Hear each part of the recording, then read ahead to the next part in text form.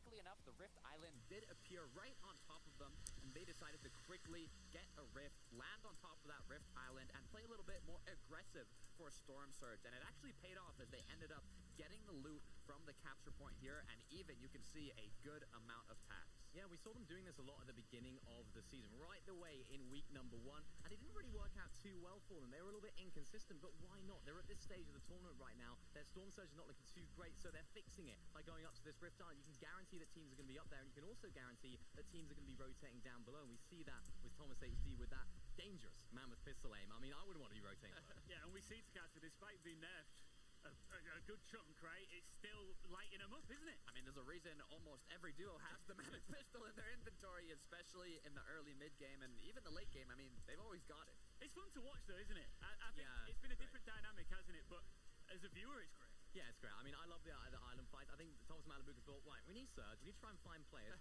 Where are players going to be? It's the Rift Island. They're like bees around honey, and it's great. Yeah. Do you think that this time round are we going to see Thomas HD, now they've found their feet, are they going to continue and start to go, hey guys, we're back?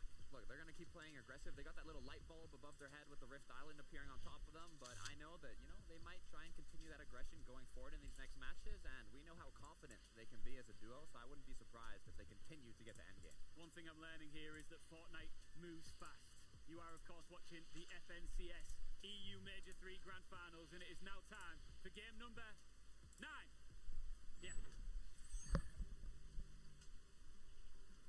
Another glorious game on EU. I just have one thing to say, Helevin. Hashtag free the island. You know what I'm saying? Like, I want more island parties, everything out there. Free it up, man. Do you know what I'm saying? What we really hiding from here? Yeah. At the end of the day, everybody wants a party. I want a party. I know you want a party. You like Rift Islands? I love it. I love Rift Islands. They're lit. They're so much fun. More parties then. More parties, yeah. I mean, you saw Thomas Malbuka in that instance. You saw Tini and Misha. You can't even hide anywhere on that island. It's just nuts. Yeah, I think the big thing with Mish and Tini is that, like, at this point, everybody in that general area of the map where they're choosing their spots, they know their gimmicks. But we're familiar with your game now. You can't fool us. Every single duel, we're going to be ready and waiting for them to be hiding on the other side. And we see it cost them in that game. And it almost just sort of meant that there was a delay, a lag in their game plan where they were sort of just trying to catch up to where they used to be.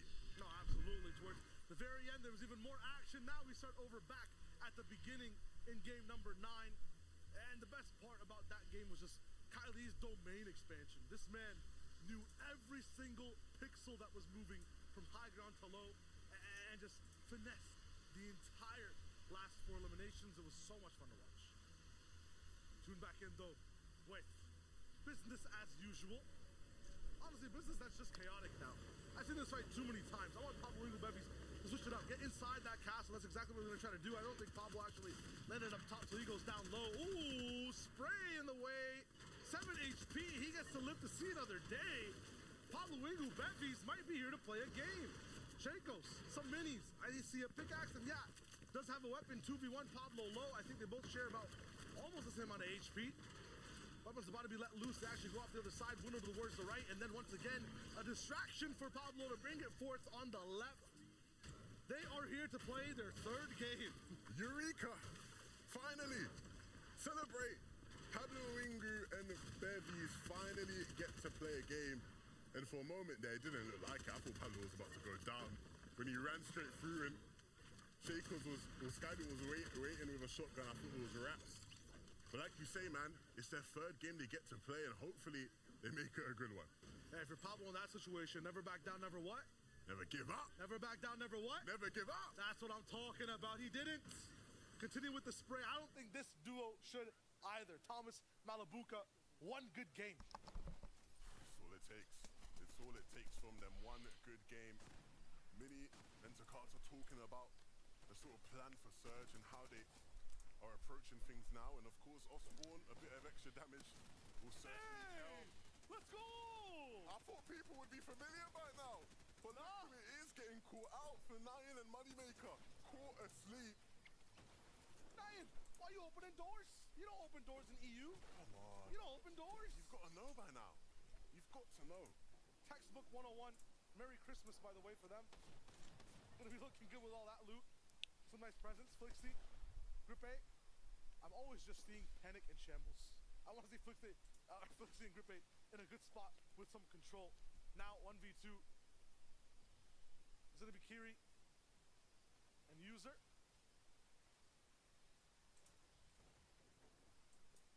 And they're gonna be patient here as Flixie has to back up. No control, no power from up top, so no chance for him to continue the fight. Sliding on the one wall that has no cone on it. I like that from User. They're gonna keep it moving. Yeah, Flixie and Gripe not having the best of tournaments, and they are a team we will be watching at the Globals. They have qualified already, so we want to start to see them showing off what they can do come time for Global Championships. Kirito and User pick up a nice pair of limbs there. Noticing an update too, I mean, we're seeing some crazy clutches from the likes of Kylie. We're watching nice aggression and surprise, door openings from Misha and Tini. But every single game, Swizzy and Butrick, yeah, they're in that end game. They're in second, third place. 100-point lead is even greatening. Yeah, sure, it hurts to lose a 2v1 for the potential victory royale, but at the end of the day, they still get second place with some eliminations. It's just stretching their lead even further. And we're starting to head to that point in the competition. Crutch time, crutch time. You're looking at it going, okay, it's a fight for second. Yeah. Because these guys are not letting up at all, it seems. Yeah, they're not at a grand ball. This isn't a high-function dinner. There's no butlers with, silver cutlery giving these guys the entire game on a plate. That last game, they had a crazy rotation that Swizzy was actually maneuvering through, and then eventually go for a hype take, then get knocked off of height, then still secure second place. I mean, they're really fighting for all these games. You might be saying, maybe they'll just have one bad game. They're moving through bad circumstances, moment after moment, day after day, which is huge. Nathan Jakey's want to do that too. I see 2 eliminations on the board for them. How did that happen? It's a Blurfire. Nicely done. Some nice box fighting mechanics. You see that exit piece there from Nathan. The connect onto Blurfire. Misha, no doors needed now. They're on the aggression. Could be 4 elims in total. They've taken down Nyan and Moneymaker, and they're not stopping here, it seems. A bit more of a difficult and awkward fight for them, but one that they're making work. Mappy and iDrop. It looks like they're going to be on the receiving end on Teamy's wrath. Brute forcing his way into the box. Those are the kind of plays only controller players can make, but he will take advantage every single time. It's crazy, man. I feel like they have like 400 HP. Guys are moving in, getting hit for 160. Still don't care. Still keep shooting. They just know their shots are going to hit. That confidence is what you need to play in that fashion. Also, Slove, that last game, very good on Surge, about 400 above when we tuned in. Didn't have to go for finicky box fights right now. Close range. It's strapped on an os next to them, box to box. They have a split in terms of attacking this fight. But overall, I feel like I've seen them get a lot of their Surge from long range, so this might be slightly new, at least this day 2 of the tournament. Glad to see Snazy and Podesai also inside that top 5. We're talking about consistency. Looks like they're finding their group. Crutch time, crutch time. Each and every Hard. single round.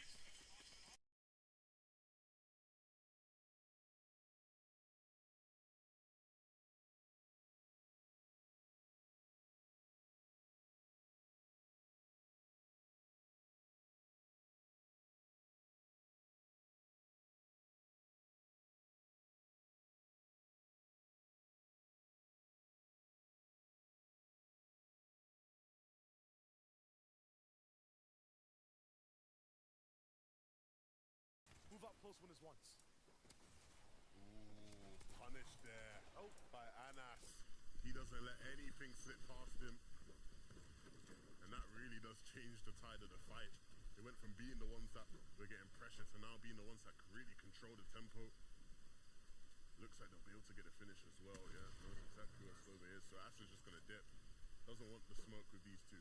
Gotta stick to the game plan, I feel like, for these guys. I know they got the flapjack too, so maybe that's why they feel confident in taking these closer box fights, but they were looking so good in that last game when they just stayed really far away, had a big base, and just had pot shots on people. That being said, though, you know, the zone could be in different places. Might be difficult. This is how it all started. A free shot only for 30 damage. You gotta be mad about that one. Yeah, when you get freebies, you want them to be like max damage. Yeah. Take the play out the fight completely. So when they're not, it can get a bit awkward for sure. Mr. Savage. Another fight. On the bottom right. Ooh. Okay. Horny. Wow. Savage, I was literally about to say Savage is about to lose this fight. Like, it was looking raps, but You didn't say it. I'm glad I didn't. I Yeah? wanted it like a hater. No hating here. Now I can just lie and say I always backed him to win. 100% since day one, bro. Yeah, since day one. We Always woke up knew in the he would merch. win. 200 IQ, you know? That's what it's all about. So it's all about. Chulex want to use a little bit of that smartness. Saw them go down a bit earlier, I believe, in that last game. Gaat, Stein. Nice. That's a freebie. That's how you do freebies. Yes. Now you leave.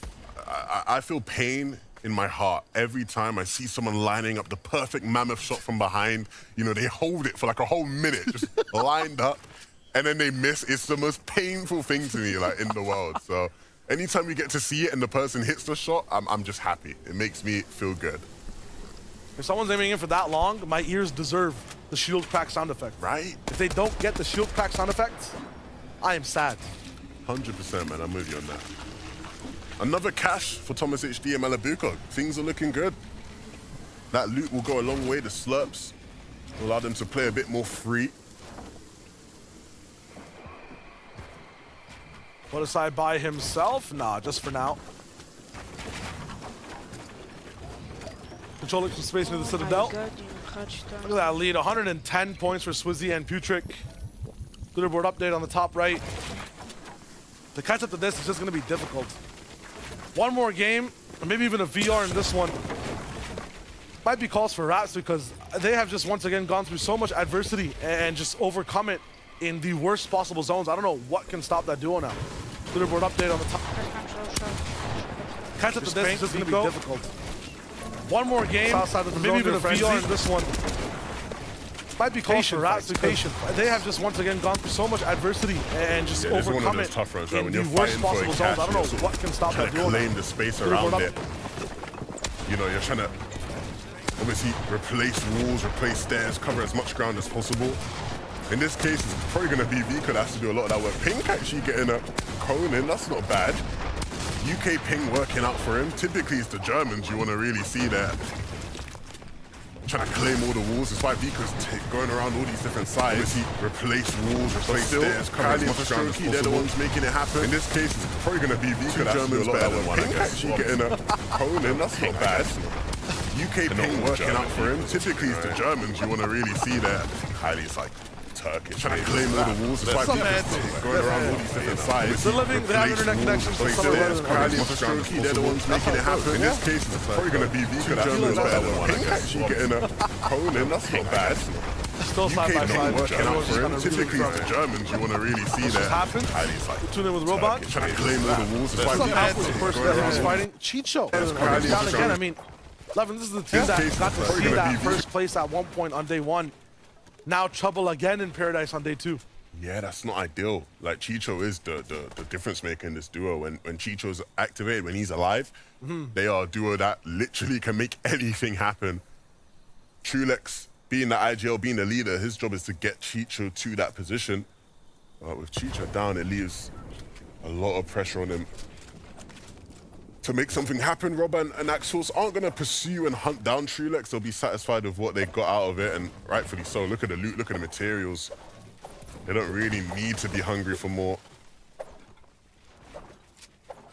Gotta look at exactly how that happened though, because Chizo's not one to fall privy to fights fast. It might just be, yeah, another lineup. And I like that team spray.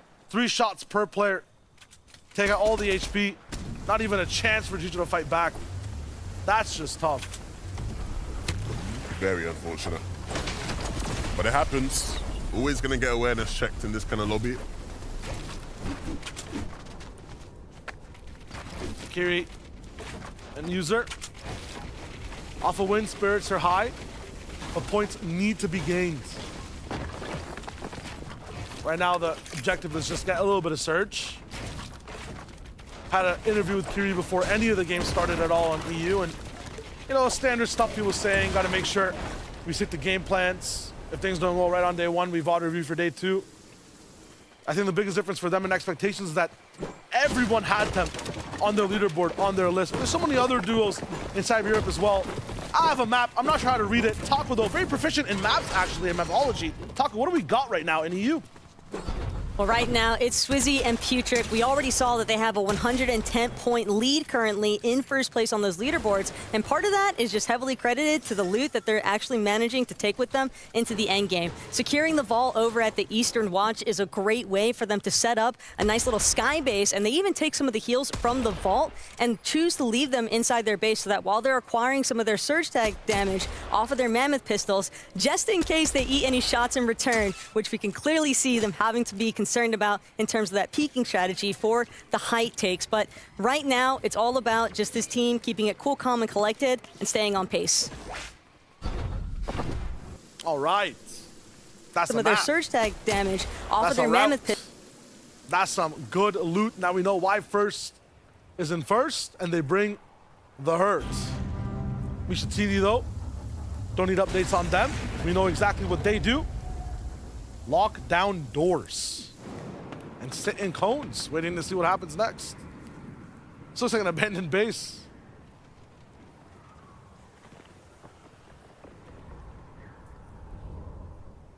Just chilling. Absolute vibes here. Waiting for anyone to pass by. Meanwhile, across the map, Chulex by himself, still trying to get Chicho back in the game. Reboot that frenzy a possibility, but there's so many teams around. Man might just get beamed down.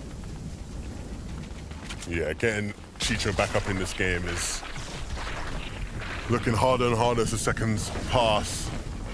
He's eyeing up the reboot, but he does see Pink there, dancing around it, which is making him a bit more cautious about just running in willy-nilly. Are you a no man left behind individual 11? Me and you are in the EU FNCS. Are you playing the solo game or getting me back in all costs? I'll be real, my brother. I'm out of there, bro. I'm gone. Like, you can watch me. Like, you can watch and enjoy the view, bro, but I'm gone. Especially in this kind of lobby, reboot, it's not happening. It's true. It's tough. Which is why I respect when teams are able to pull off reboots. It's such a difficult thing to do. That's good timing for Chulex. Everyone's kind of just passed by. Pink might turn around if he hears it. It's a little bit of... He's building up, I think, to try get like some view of it. Yeah. Yeah, they're both trying to get up. Yeah, they're ramping up as well. They're ramping up. They're already waiting for it to happen. Oh, man. Ooh. Did he survive? No. Yeah, Vico got him. Yeah, I was about to say, like, Vico got him. And now they'll just look to 2v1 Chulex, if possible. Chulex is sort of wrapping around. I don't think they know exactly where he is. Yeah, they think he's behind there. No, he's not there. He's lining up a different shot on them. Not going down without a fight. Chulex still trying in this one. Ooh, big shots too. Gotta back Vico up. Pink has to take the forefront of this fight, but now Vico will just wrap up again. Might lose his shield. He'll never lose the fight though. And that's a nice coup for Vico and Pink. That's the kind of thing they desperately needed. Problems with Surge yesterday meant that they haven't performed quite as people would have been expecting. Swizzy though, he's performing up to par, and he's trying to keep showing us that here in this fight. Putrid putting in the heavy damage though, and that's slowing Asa. Like, get moved out of the way. when Swizzy and Pucha come knocking, man, you really just got to run at this point. They are on an absolute tear this weekend. So consistent, some of the best loot, really good games. Might take a team like Teeny. It just might, but it looks like some of these teams are about 100 points behind. The way they're playing, they still need some form of miracle. They play so good to catch up like that. Still good on Surge. Team Misha at least have freedom in this game to do whatever they want to do. Right now, they're just waiting out the time for Zone to actually come to them. A little bit of a late rotate turning into Paradise in the half and half.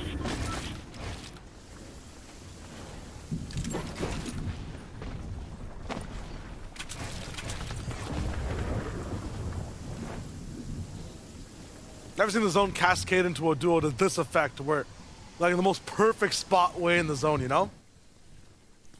Sometimes things just go your way, you know? You just have that weekend, things go your way. Yeah. Okay. You were right in saying that Malibuka definitely just found his flow and he's online on day 2. Definitely. That's what we've needed, man. Individually, both of these players are just top notch, right? At any given moment, they can put on the kind of performance that makes you think, is this the best player in the world I'm watching right now? And a lot of the time, you'd be correct in saying, yes, it hasn't quite been that way this weekend, but finally, Malibuka with a big showing. Abominable Axe Force. Very different from some of the games that they have total dominance and control, but I think it's just zone-based for these guys. It's not in their favor. They're just playing catch-up a lot of the time. Still, game's not over for Robon here. He can try to make it in and see what he can do from this point. Some heals still available. One box fight he could try to force or dive in. Yeah, very zone-based. You'd be right to say that. Yeah. Even last game after the winning, right? Kylie, his first tweet was, just give me the zones. Give me some more zones and I'll keep on performing.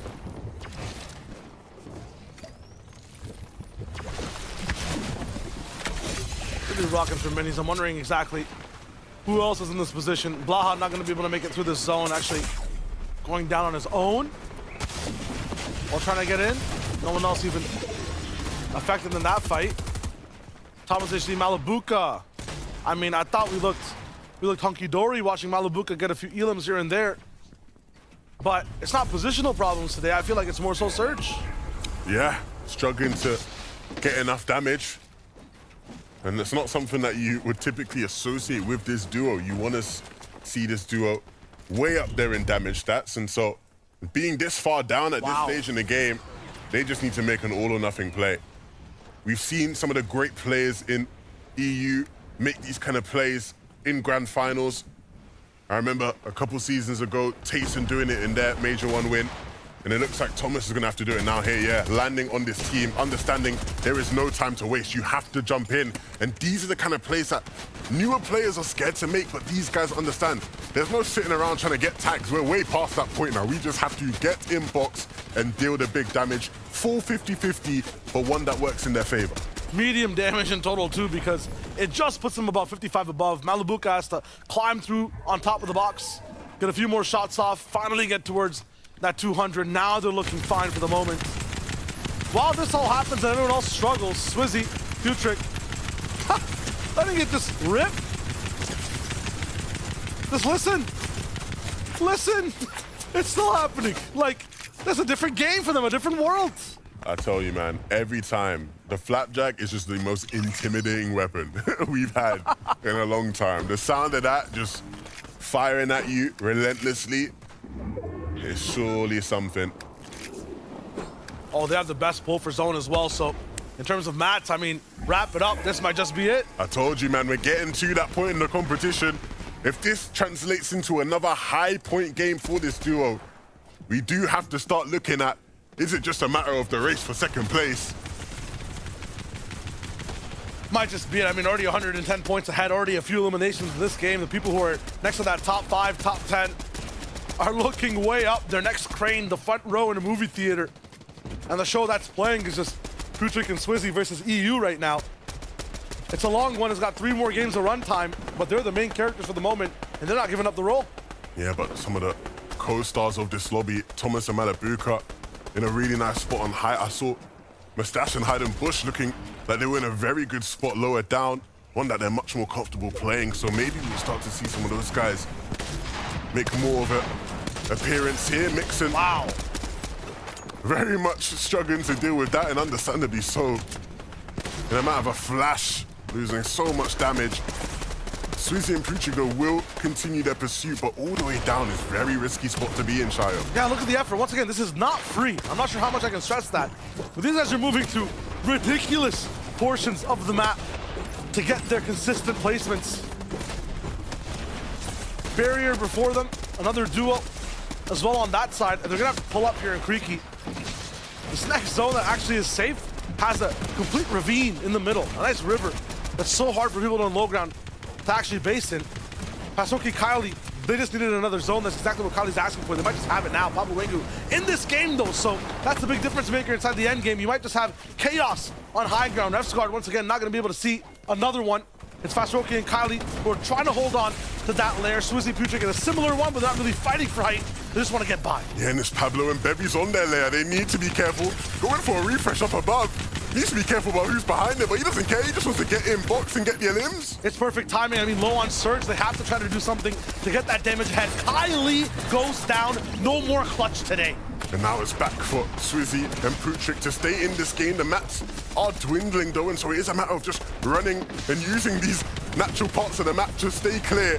Thomas and Malabuka no longer up on height, but still making things happen in the back of the zone. The speed doesn't stop. The bus has to keep moving. We're going north, and everyone's got to just elevate and move. Malabuka, Thomas, in their brain together, are looking so good side by side. Clean sweep, and all that loot as well will just help them to keep making these kind of plays. Sharing the same brain, going straight on the other side of zone. Nathan in front of the Malabuka with another hit as Cammy moves through the low ground. Cammy and Seti in their element, claiming space, looking for weak players in the back. And Malabuka and Thomas fall into that category, but it's Trip that's trying to take the fight to them. Malabuka is ready to more solo action for Malabuka, and he's putting on an absolute show. Slurps and zones galore. He can keep this moving. Up top though, Pablo Wingu, Bevy's turning their basically third game in EU into a big one with height control. Swizzy moving through it. Putrick finally down. They make another top 10. The placement just keeps rolling in. And with no materials, desperation kicking in, fighting through builds that are not his. He is just rolling that dice until it rolls a 6, and he's looking, he's searching. He'll find it. There's still players around him though that he has to be careful of, but Swizzy's managing to find a way here. More mats, all good, boxing his box, he sees the aggression, absolutely just turns the other side, turns tide and keeps moving, he's back, and his shots are hitting, it's enough to make a difference, he clinches 7th place. And Vox now has to do it alone because DKS has fallen in all that chaos. He doesn't have the materials though.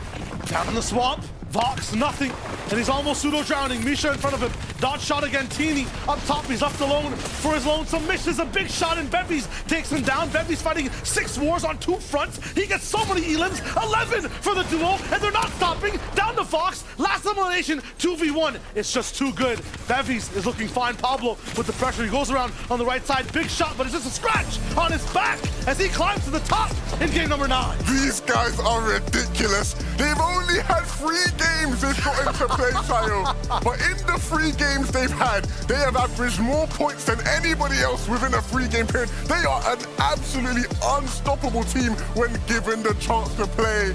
But we just haven't seen it enough because of the off-spawn situation. Still though, marvel in the glory of this game. A game where they didn't really look like the biggest competitors to win until the very end.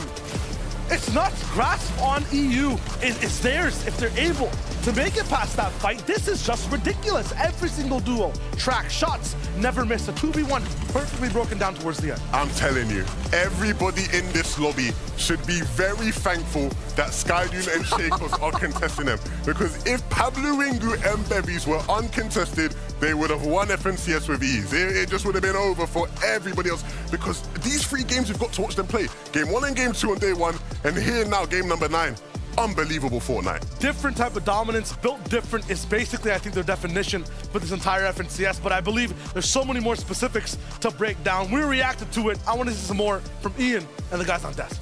Chai 11, you're right. There's still so much to get tucked into here, but we are halfway through day 2 of the grand finals. Unbelievable Pablo Fortnite. and Different type of Bevis dom. popping off It's big basically, I time. think, Finally, entire when they efforts, make yes, it but on I believe Spawn, this is there's what so happens, many more- of course, as Levin mentioned, these guys are Now, we contesting each reacted other, to it. I wanted to contesting see Sergeant more Shakers from off Ian, Spawn, and so that's not that. when they do finally Chai make it on Spawn, 11, they you're show right, what there's they can still do. And so this is a much duo to that a lot get of people would have had their tucked eyes into here, on but we are going into this. halfway If they through can win day off Spawn, 2 this of is the result. grand Yeah, I mean, finals. 3-6 Pablo on and Spawn for different those Bevis three type of matches. popping They off are into big impactful Finally. matches for When this they third make one it with on the Spawn, victory this is from what VR, Levin and mentioned, not these guys only are are ready they to the make victory it royale, on but Spawn. a high Ian Bourne, elimination When they do victory finally for make it on Chai 11, Spawn, you're right, how there's they still do, so and much this is to what a get lot of people tucked would have had their into eyes here, on but we are going into this. halfway If they through. can You are win going off Spawn, to, sorry, this is the you're result. going to Yeah, I get mean, to finals. 3-6 Pablo wins, finishing different the type of victory matches. royale They off are this in big big time. time. And matches getting those for this eliminations third on the one Yes, with but I the believe victory so from many more VR, players and than not these guys only are are ready they to the make victory it royale, but a high If elimination. we can expect games like this to make it there,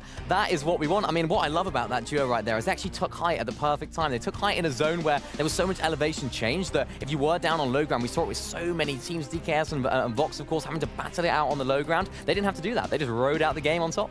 I got a feeling you guys want to see the standings right now. Yes, please. That's the Let's back. see. Yep. All right. Let's take a look at the standings because we're getting to crunch time now. Let's be honest, with 3 games remaining. Swizzy and Putrick still sitting pretty. Such a nice little gap in there for them as well, between them and second place, of course. But movement once again. Bevies with a huge 15 jump. It's impressive stuff. 15 placement jump into the top 10, but still the leaders, the GOATs of this EU Grand Finals, Swizzy and Putrick. 539 points. We broke down their early game strategy, but it's more than just that. You can see how dominant they are in the later half of these matches, making use of those mythic weapons, of the mythic slurp juices, and their play style to just consistently get high placements in the late game and maintain that #1 spot. That's exactly what we like to see from this duo. They are playing so well at the moment. And even at the beginning of the show, remember when I said get a dictionary and look up the word consistency? I read it wrong. I read it wrong. It was Swizzy and Putrick, not Cami and State, because they are just doing that right now. And that's exactly what we like to see. I don't think they're going to let up either. Their strategy is perfect, whether it's a close zone, whether it's a far zone. They have all of those questions answered. No matter what you throw at them, they've got the answers. Well, one thing that you threw at the very start of this entire experience was the word consistency, and you just can't overemphasize how vital that is. You really can't. But I mean, you said it yourself. There was also the Camiseti consistency. But in the recent 2 matches, Thomas HD and Malabuka, from taking Island Aggression in not this match, but the previous one, to once again, you can see here, 5 eliminations for the duo before they even started the moving zones and continuing that momentum. And this has been crucial to launch themselves back up the leaderboard. I think these guys have just remembered that they're one of the top teams in Europe. They're like, yeah, you know what, actually, let's just W key everyone. Let's just try and go for those eliminations. Let's try and go for that Rift Iron like we saw in the last game. And let's just try and be a little bit more aggressive. All of their issues so far have been those Storm Surge sort of situations for them and going down at those sort of moving zones. But they seem to be solving all of those issues with these eliminations right now. This is the sort of Malabuka and Thomas that we want to see. And hopefully they can continue that in these last 3 games. Yeah, I hope so as well. Listen, we need to bring on a halftime show interviewee, and it is one of your favorite in the community. Please join me in welcoming the one and only Reese Hove. Hello. Reese, how you doing, brother? You all right? I am fantastic. All the better for seeing you 3. I mean, not many, of course, but like the rest of you. Reese, you're joining us at a pivotal time, and I know that you've been, I'm following you on Twitter, X, whatever you call it, and I'm seeing you keep a close eye on everything that's going down. What are your immediate thoughts going into the latter stages now? I mean, I'm impressed in all honesty because, you know, you look at the names who are at the top and you're not necessarily thinking these are the people who were predicting to win, like Putrick and Swizzy. Like, who had them at the top of your list? And if you say you didn't. Like, I know you're lying. I heard Levin say it already. So for them, like, they've just put in such a solid strategy, such good practice, and it's clearly paying off for them as well. Yeah, great to see you too, Reese. How you doing? Hope you're well. I'm great. I think we've seen so much change, so much unexpected stuff happen. What's been the one moment for you that's been like, wow, I was not expecting this at all? I mean, I would just say, if you're saying one moment, I would just say straight up, just like Tina and Misha's entire existence in this lobby, you know? I think like their entire game plan is something that you would only see in this chapter, right? It's like they go from mid-game objective, like trying to rat around on some like other team, to their combat cache, to another mid-game objective, to then to the loot island, to the other mid-game objective. Like if they don't get one, they go to the next, then they go to the next. So I think that's like definitely been the standout moment as something that would literally only happen in like chapter 4. I love it. Now, Reese, you told us a bit of the unexpected. I know that on Twitter, you like getting key moment breakdowns of what happened during the matches. But if you had to make a prediction to what is going to happen in Game 10, what do you think it's going to be? I mean, I think we're going to see, again, consistency from Swizzy Putrick. I think we're going to see guys like Cammy and Seti play for height, play more aggressive, go for win. Because realistically, like him and those two, alongside like Thomas HD and Malabuka, are the guys who are now like ramping up on day 2, right? They're so far down the leaderboard for where they want to be, which is first place, that they've upped the aggression in terms of making a little bit riskier plays, going for Loot Island, going for high. So I predict that we're going to see the exact same thing from those two kind of teams. And then Swizzy and Putrick just keep that consistency throughout. Reese, everybody who likes Fortnite already follows you and knows where you are, but just in case they don't, where can we find you? Resub on all socials, in particular YouTube. Like, come on, that's the good one. All right, Reese, just for the record, it's never nice for me to see Minimania either. So thank you so much for joining us and enjoy the rest of the show, all right? Thanks for having me. Cheers, love you, bye. It's always nice to get that extra analysis from big brains who love this game. I don't know when he's sleeping, because I know he's keeping tabs on NA and everything else in between, and it's nice insight, right? Yeah, it really is. I mean, he makes a great point, of course, about Misha and Misha. I'm doing it. Reese has got it in me now. Teeny and Misha. This resub guy. No, but it is. It's great to see them sort of landing around it.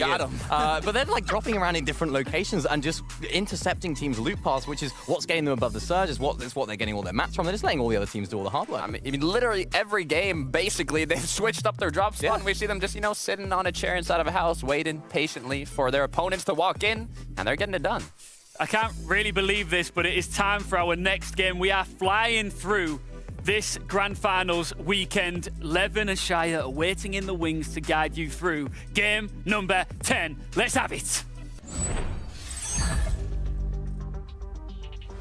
Game number 10. I mean, if it's anything like the last 3, I am gone. It is done for me. I mean, this is just nuts, Levin. Every single game, a brand new thing. For the most consistent, Putrick and Swizzy up top. Yeah, you can't call it. I think the thing I look forward to now as these games start to wrap up is, can we see more from Pablo, Wingu and Bevies? Can they win off spawn? Because we know if they do win off spawn, we are going to get a shot. Absolutely. So everyone else in EU is just praying that Shaco Skydune hold these guys in, lock them down, because if not, we're in big trouble. Yeah, very, very big trouble if these guys get a chance to play out the game.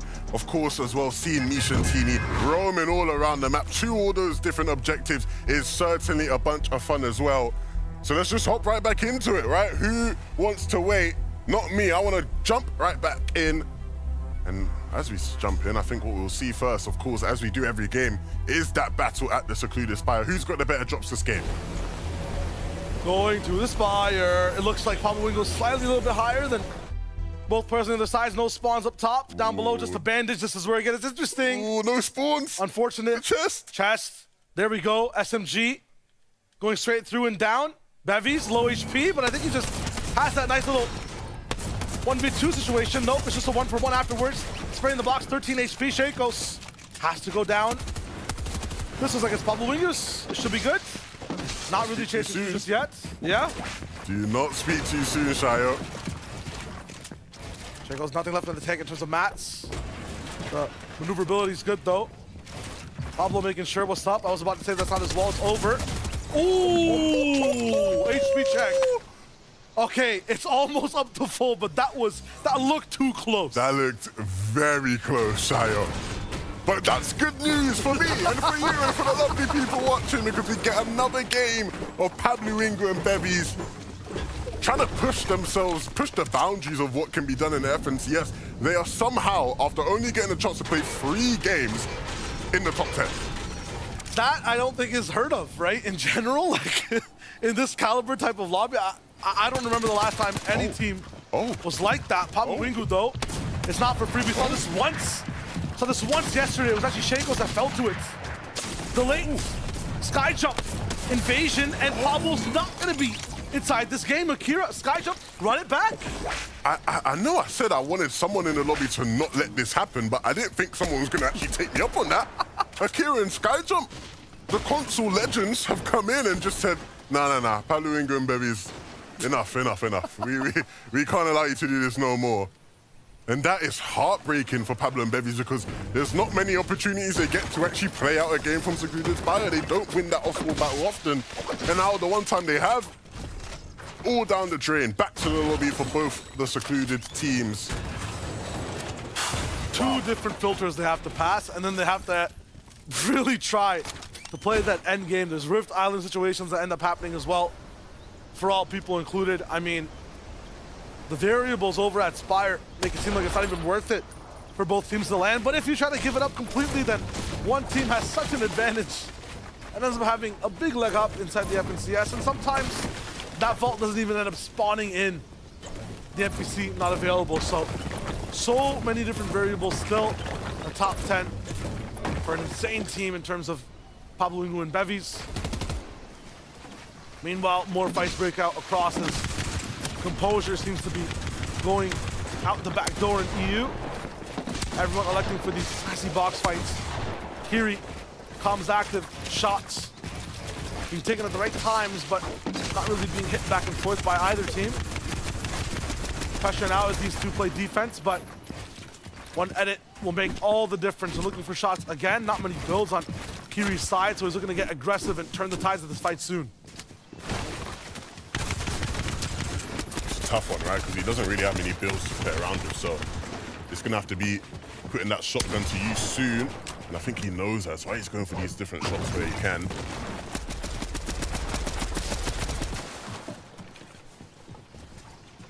Using that bush, but I'm pretty sure Group A Flixie heard that movement inside the leaves.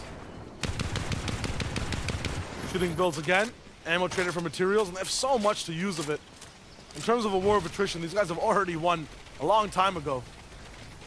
Robon up against Archie. I'm pretty sure we're going to be seeing a replay of that at some point, but they get hunted down again.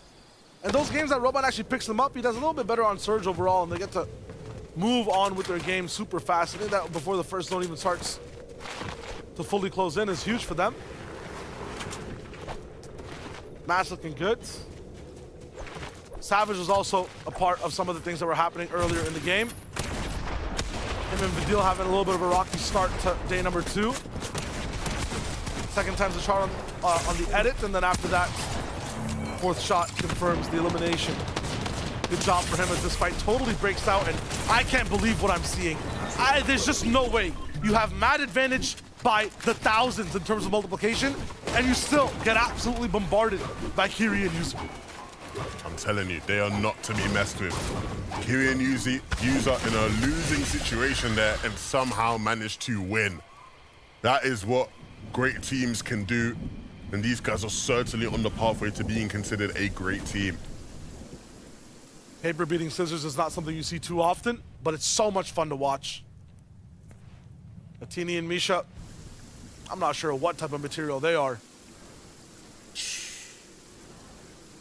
but I like watching them. I'm a fan.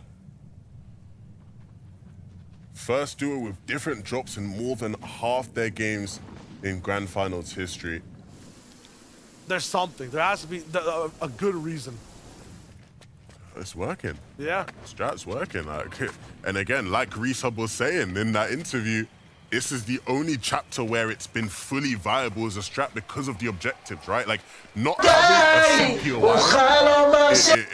it seems almost ludicrous from just a Fortnite perspective. Anyone that's played Fortnite in any chapter, any season, you think, we gotta have a drop spot. That's the whole point of the game. What do you mean?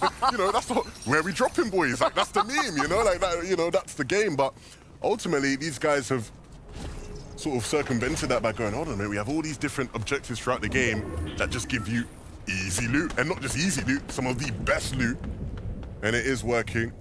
I do remember though, they're not the first team to fully do it, because I remember Art Skill and Teacher did it last chapter, but I guess they didn't do it for all their games, according to that stat at least, so that's interesting. But I do remember a team trying it, just obviously not doing as well as how Misha and Tini are doing.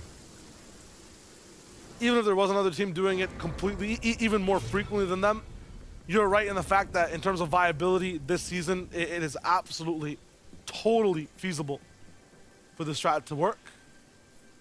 Based completely on objectives, as you said. Deox, Kate, I think. Again, you know, it makes me start to get really excited for global championships, just because one thing we often see with some of the sort of teams from different regions, right? EU and NA are all sort of those big name teams that will try to dominate the lobby and really, you know, claim their spots and claim their positions, and people often respect that. And if you are maybe a team from, you know, Brazil or OCE or Asia or Middle East, sometimes it can be intimidating maybe to contest a Tayson or Offspawn, right? That kind of team.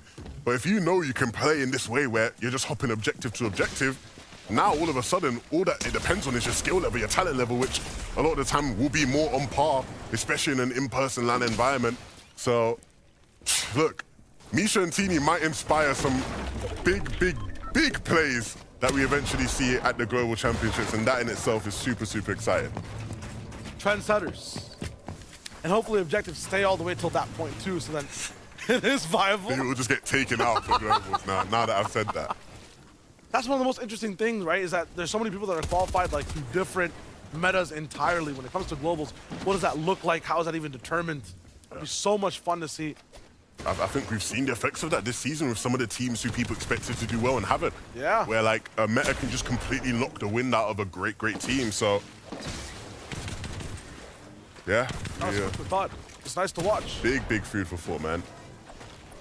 Is it because you can clearly see the, you know, the ramifications of trying to fight for a drop spot being so talented just within this season with what's going on at the Spire, right? If that's what happens at Globals at, say, Slappy, two teams really want it bad and don't even want to split it, the best fans sometimes won't even win. Third party will come in. Messy fight though on our screen. I mean, we've been talking through it. Not even the Hide on Bush Big Pump Classic is enough to bail him out this time. Yeah, we've seen Hide on Bush in those kind of situations win out at times. That is just part of what makes him so great. But in this case, him and Mustache weren't ready for Diox. Oh! Yeah. The sneaky plays, man, they're the ones that get ya. And so Mustache completely taken out of the fight, and then a 1v2 not gonna work out. Almost though, yeah, a big shot there at the end, Hide on Bush, but too much to handle. Quick maths, 190 is bigger than 164, so Diox wins. Hellfire Nebs, for me, I think, just personally, I expected so much more.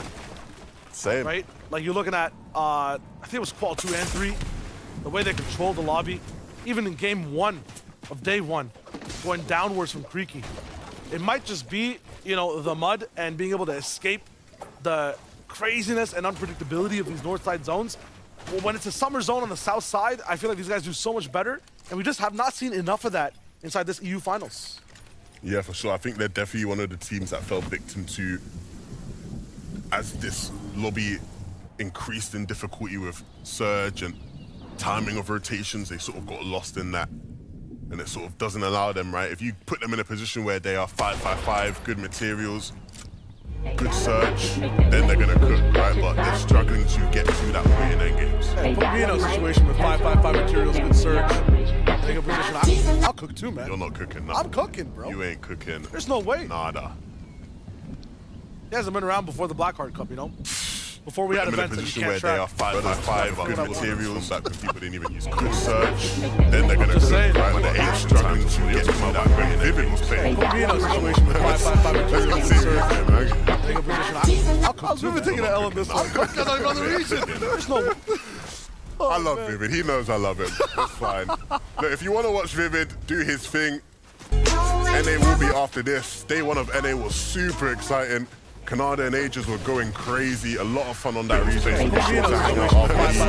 Let's continue to watch that. I've been taking an L in this one. Because I'm not the reason. Can't wait for all these players I to love play Vivid. together. He knows I love him. It's fine. That'll be the Look, if you funnest want to of watch times. Vivid I know do it's hard to his get by thing, this situation. NA will be after just this. Day 1 of NA was super difficult. exciting.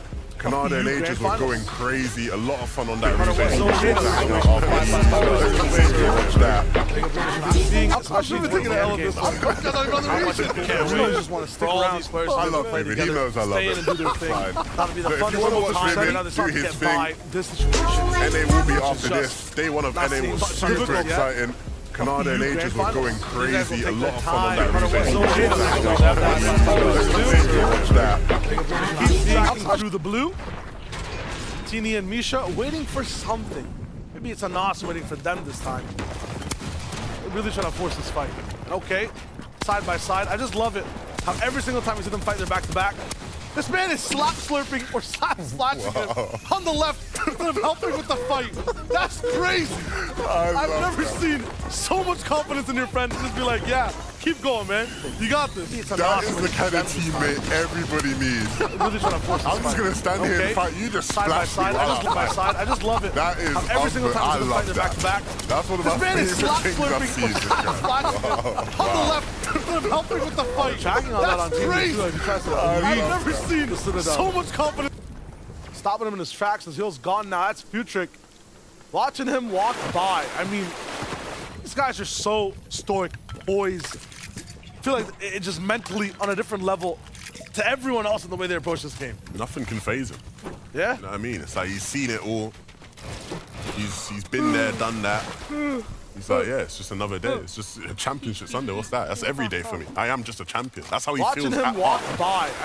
I mean, these guys so are many so people in the grounds to try to be that type of champion. To kind of mentally on a different level. What do we have to everyone else in the way they approach this game? Nothing can We got a phase lot him. cooking, Shio. Thomas HD, Malabuka, you saw they were almost 400 damage above Surge, and in the first two games, they were having a lot of trouble with Surge. So what did they change up? You can see just a Malabuka quickly champion. That's using how those he feels. follow-ups Walk to by. get that Yeah. Reacher I mean, shotgun. But so many instantly, people once in they the finish their grounds to loop try pass, to be they that type of continue champion. to rotate To out kind of and mentally look for on a those different Surge level. What do we have locations, to everyone else in facing the up way they in approach this positions game? that they're not We got a lot usually cooking, facing Shio. up Thomas at, HD, constantly Malabuka, you looking saw for there were almost 400 opportunities, damage even making above use Surge, of the and in the natural first two mobility, games, the they were mud, to having continue a lot of rotating trouble quickly, with Surge. going for their combat cache, looking for all the new angles possible to continue getting that Storm Surge, and like we saw, it is working.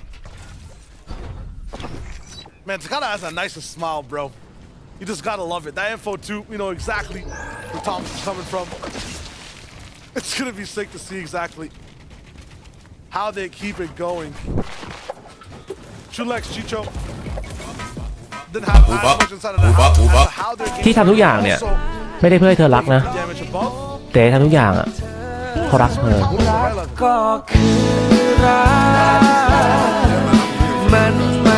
I want to see the crowd. ที่ทำทุกอย่างเนี่ย ไม่ได้เพื่อให้เธอรักนะ We'll see, man.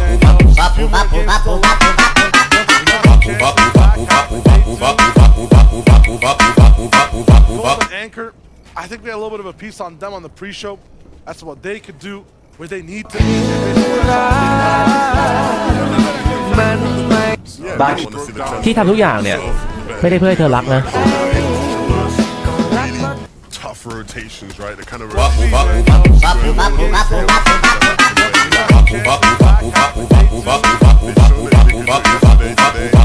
Anchor, I think we had a little bit of a piece on them on the pre-show. That's what they could do, where they need to be.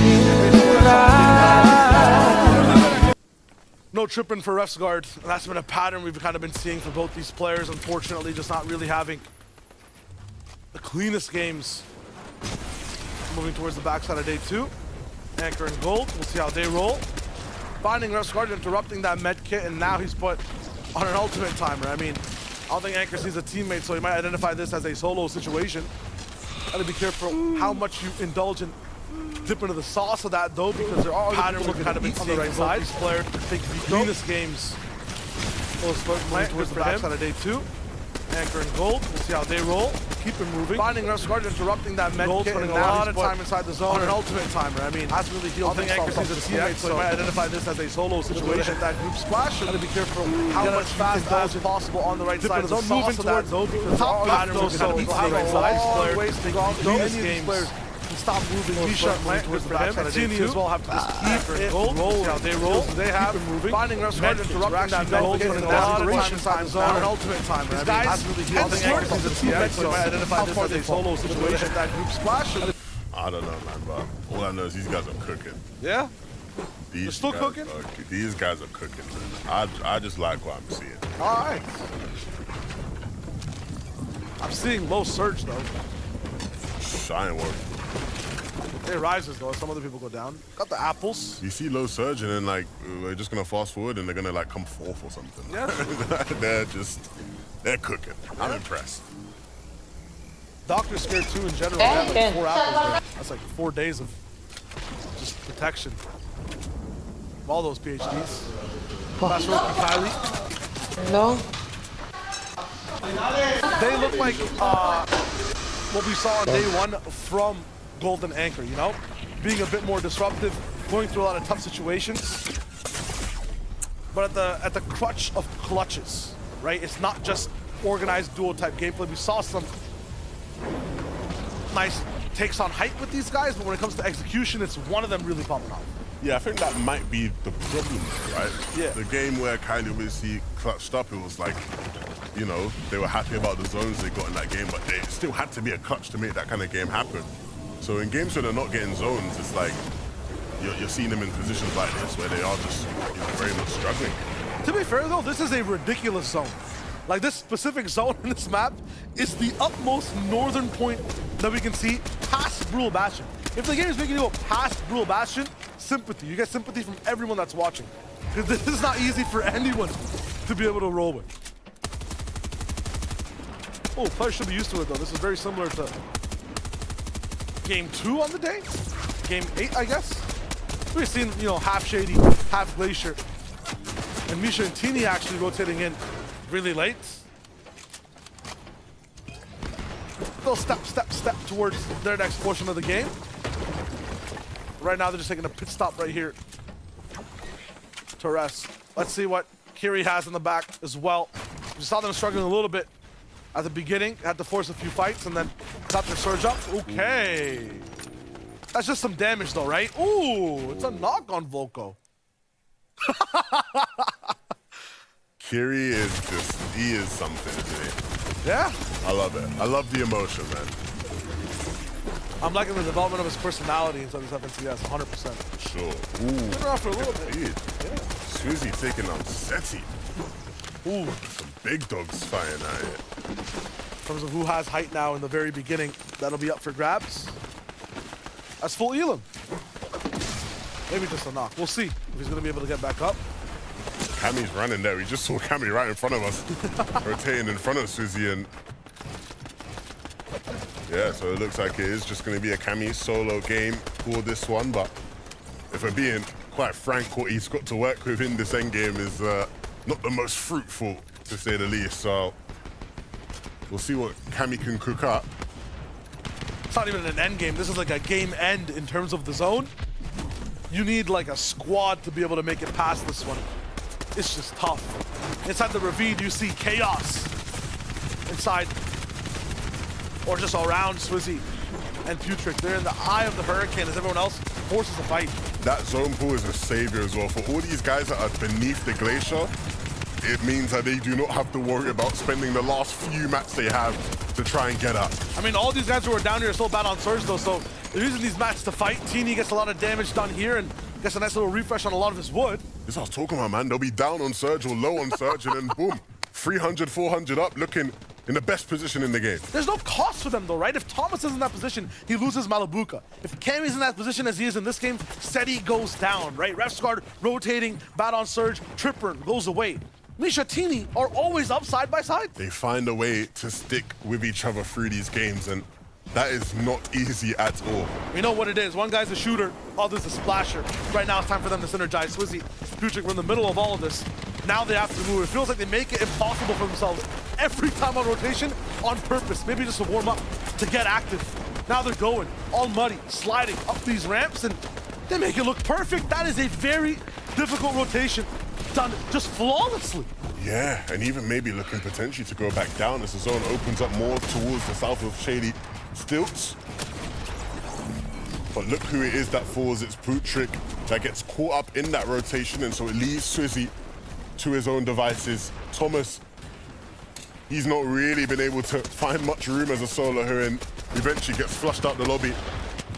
But Swizzy really has a chance to cook as a solo with what he's working with. Materials are looking good. He's got some HP to play around in the zone with if he needs to, and the weaponry is always going to be on point for this duo. Looking really good in this position. Meanwhile, the rest of the server still active in their fights. Vico picking up 2. Total Moneymaker also goes down. Got to focus almost on the ground, though, as more teams have to elevate. Chicho, Trulex, both alive. That's a good sign. They're together now. Very good sign. Because when they are together in these games, Shayo, magic always seems to happen. And Chico doing a very good job of blocking this back there. Needs to start catching up, though, with Trulex, as he's just sprinted forward. Ooh, Swizzy down. Yeah. Kiri activated. That is huge, because Kiri needs to be doing everything to start recouping points, catching up where possible. And that is a great opportunity to do so, taking out some of his biggest competitors. Chicho did not make that slide down, but Trulex is actually picking him up in the middle of this rotation. Zone will eclipse him, I think, as this locks in.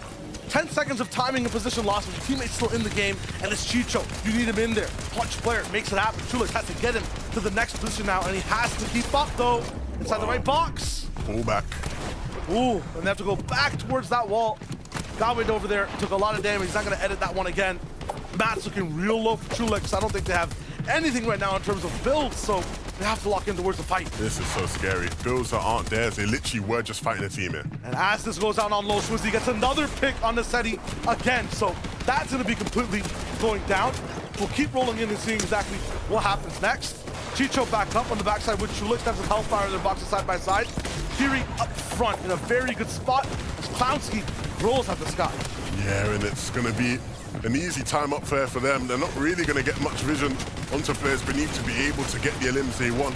It's just all about holding on, making sure there's nobody there to take height from them. It's going to be tricky, though, because it's just getting higher and higher as the ground drops lower. So Clownski and Grols, as you said, will have such less interactions with everyone. I don't even think elims are possible from this high of a layer. So Grols starts to go down. Kiri and his duo user are looking up, though. They are playing on them higher layers.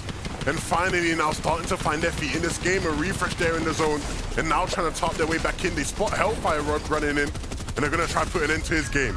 Location up. Everyone is so far behind zone. If you don't have splashes, you're going to go down. Kiri going by a wall. Double edit to reset. And then gets past the 2. He's working against his own teammate in the situation. And still landing shots. Clutch situation for Kiri, though. On the right side, taking beam. Still landing big hits on the corny, but he gets that down. And this is where Pink and Vico want to be. They're the ones that gatekeep the zone. But now getting stuck beneath. Running out of mats as well. And it's all about the players above them who have it. Clown and Grows, an easy game where no one's really contested them. And so they can just now sit down and spray as much as they can. Pink still in this game. Hellfire trying to run in after he lost Nebs. And it's going to be about those two fighting it out below. Pink picks him up. And so now the 2v1 for Pink to try and make some magic happen. More mass on his left side. Chooses not to get that brick for now. Crouching on the backside. 200 metal to use. Big shot denied. Clownski rolls up high, win that game. Pink did his best, and he did big damage onto the duo. But unfortunately, he never was a match for them. They were just too stacked up above. And like we said, during the first move in zone, it was just so easy for them. Just had to top out, a bit of pressure here, a bit of pressure there, but nothing too crazy. Look at all these slurps. No wonder they were able to big kill like that. There was never going to be an issue for them with all that loot. It's nice. The win condition for a difference of thousands, tens and thousands of dollars on the day. They're going to be shooting up the rankings, doing really well on that win, and they wanted that win off the rip, right? Could have done so much more to stay down, get some more elims. So big shout out to Grols and Clownski on game 10. Textbook gameplay. Yeah, in the double digits now, this is where things start to get serious. If you can have these kind of good performances, the difference is going to be crazy in terms of the money you're going to be making. And so they will be having a big, big smile on their faces after that one. You mentioned double digits. We only got 2 more games to go. So tossing over to Ian to see what else we got lined up in store. Levin Shire, thank you very much. You're right, money talks, and we're at crunch time. And when it gets to crunch time, you've got to bring a Taco into the mix. Taco, how you doing? Welcome back. Feeling pretty good. I mean, it's been a fun day so far. Did you expect this duo to come out on top in Game 10? After seeing what they did with the height overtake, yeah, that was just an excellent height advantage that they played out entirely, and not really a whole lot that the rest of the lobby could do. We've seen so many teams getting suppressed in those lower layers. Yeah, we did. It was Vox and DKS all the way up on height. They got chopped, and it was a perfect high ground retake at a really good time because, of course, they had so many of those slurp juices. They're just able just to expend those and, of course, expend the materials that they had as well. This is just absolutely perfect stuff. Using, of course, those flapjack rifles just keep applying that pressure down below. I mean, look at his ammo. He has so much he can just keep raining on down. And the other thing to keep in mind as well is that this opportunity was provided by the fact that we saw some of our heavy hitters higher up on the leaderboard not be contenders, essentially, for the high ground. I mean, we've seen Swizzy and Putrick up there time and time again, but as we know, had an earlier spill earlier on, getting Elan open up the route for Growls and Clownski to essentially take it. Yeah, fantastic stuff from this duo. It makes it entertaining for a neutral watching on, isn't it, when some of the big hitters do drop out earlier on, because it means we can see some different duos that we haven't necessarily seen up top really perform. Yeah, I mean, Pink and Vico, one of those teams that, of course, did end up performing well right there. We saw Pink just trying to clutch up as much as he can. Getting a second place for those guys is really, really good, because that was a really difficult zone considering their drop spot as well. It's a very north zone, and they land quite far to the south, so it's good to see them starting to perform under difficult circumstances, but it's a little bit too little too late potentially, or can they clutch up? I mean, there's still opportunity, I think, to try and really break into that top 10, and that's the main focus right now for Pink and Vico. They know that they're behind on the day. They knew that it was going to be a difficult circumstance, but the VOD reviewing sure to have helped them out a bit, because here they are in an endgame, and again, it's really just about making it to the endgame and giving them this opportunity to perform, because Pink, even though he lost Vico early on, you have to remember, Vico still had 6 eliminations, which is bound to play a pretty big part into their total point count. And we've seen Pink just clutching up so many times. We've also seen Vico doing it probably more often than Pink. And I think that's what I really like about this duo is both individuals are so solid, are so strong that we often talk about Vico as the guy that's going to clutch up as a solo right there. But Pink's saying, you know what, I got that too. Yeah, and I mean, you alluded to the top 10. Here it is right now. And let's not forget, you know, there are some teams in the mix that have already qualified for global championships, but in theory, the top 10 positions, it will filter on down. It's vital that you make it, and we've only got 2 more games to go. And again, look at Vico and Pink, though, up 7 positions. They have successfully infiltrated the top 10 of the leaderboard. And it's not even just the prize pool, it's up for grabs. You have to remember, it's that contention for globals, and Pink and Vico aren't qualified yet, so they definitely want to hold on, and they definitely want to keep going up.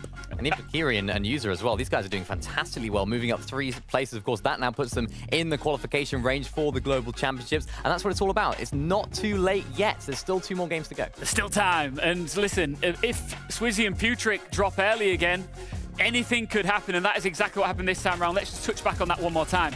Yeah, I mean, when your front runners are going down this early on, a lot of other teams will start to catch up, will start to get those points, and very, very rare from this duo. I was very surprised to see them go down at this point, very uncharacteristic. Maybe nerves are having a part to play because this is a pretty good zone for them. We've seen them performing different circumstances, and I wouldn't say this was a more difficult circumstance than before.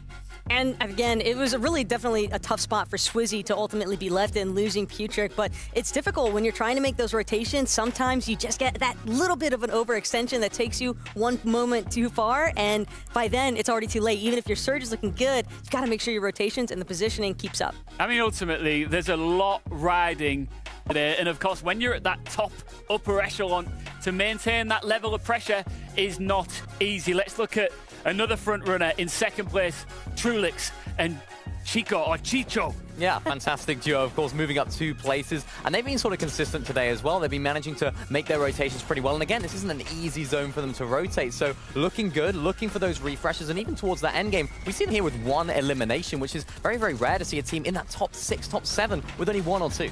And it just kind of is a big indicator as well to the fact that they're just being really smart about how they're actually moving through these layers. Because again, you know how many teams are going to actually be trapped inside those mid-ground layers. A lot of congestion being forced as well because of Growls and Clownski basically forcing everybody to those lower layers and just sticking it through. And again, the way those moving zones are pulling through some of the natural terrain also pose a pretty big issue for these teams. Minnie, there's been a certain duo